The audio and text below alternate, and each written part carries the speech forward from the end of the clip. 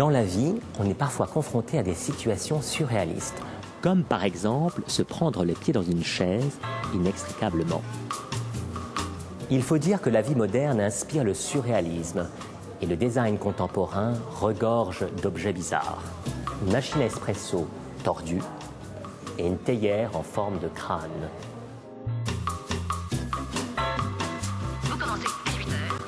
Alors le surréalisme et l'objet, c'est une question qui se développe à la fin des années 20 lorsque les surréalistes prennent en compte le réel.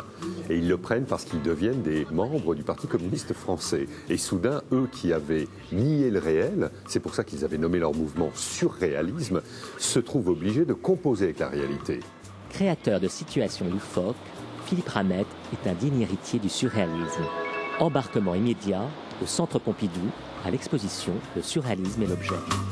Parmi tous ces objets, il y a une œuvre qui a particulièrement attiré votre attention. Cette œuvre a d'une manière très simple et très directe l'apparence d'un prototype. On pourrait dire que ce sont des lunettes pour cyclopes, même si on sait tous pertinemment que les cyclopes sont assez difficiles à trouver.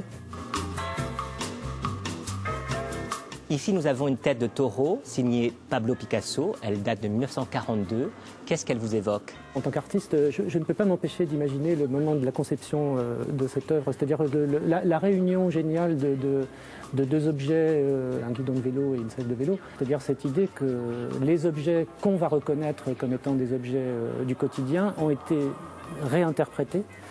Et donc, leur statut est passé d'un objet pratique, à nouveau du quotidien, au statut d'une œuvre. Il semble que les objets quotidiens sont devenus ce que les surréalistes appelaient des psycho-objets, c'est-à-dire des objets qui ne sont plus déterminés par leur seule fonction, mais par la fantasmatique que l'on peut projeter sur eux. Et c'est valable, par exemple, pour les objets qu'on utilise dans les cuisines, qui semblent être des objets du pur désir. Regardez comment les designers leur donnent des formes suggestives afin qu'ils séduisent les ménagères dans leur environnement quotidien.